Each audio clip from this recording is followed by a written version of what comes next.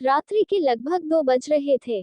शहर लिहाफ में लिपटा सुकून भरी नींद की गहरी आगोश में पड़ा था।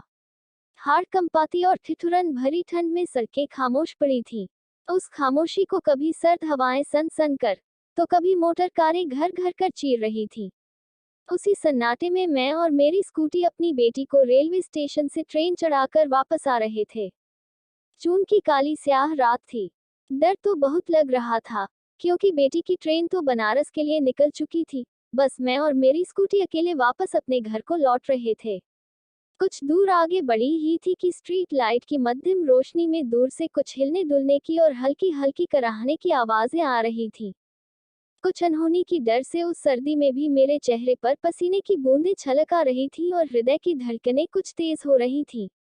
लेकिन एक वही रास्ता था जिससे मैं वापस घर लौटती। इसी कारण मैं धीरे धीरे हिम्मत जुटाकर आगे बढ़ी। पास आने से कुछ ज्यादा साफ नजर आ रहा था। ना चाहते हुए भी मैंने अपनी स्कूटी रोकी और आगे बढ़ने की भरपूर हिम्मत जुटाई। पास जाने पर मेरे मुंह से अनायास ही ओह निकल आई। मैंने देखा एक विक्षिप्त महिला जिसे ना खुद की सुध है ना उसे मां बनने का बोध है। वो एक किनारे में लेटी प्रसव वेदना से बस कराह रही है और उस महिला का बच्चा एक गाय के बगल में पड़ा हुआ है।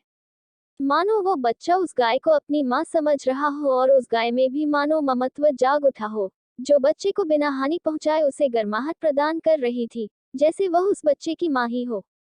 देखकर ऐसा लग रहा था मानो गाय ने अपने आप को ठंड से बचाने के लिए उस चिथड़े की बगल में शरण लिया था, जो उस विक्षिप्त महिला ने सड़क पर से चुन चुन कर जमा किया था, जिसकी वजह से उस बच्चे को मानो गाय सी मां मिल गई थी।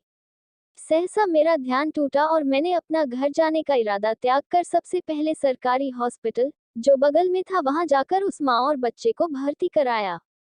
फिर मैं वापस घर आई। पूरे रास्ते सोचती रही कि उस हृदय विहीन मानव से तो ज्यादा हृदय स्पंदन उस पशु में है, जिसने उस बच्चे को ममतामयी शरण दे रखी थी।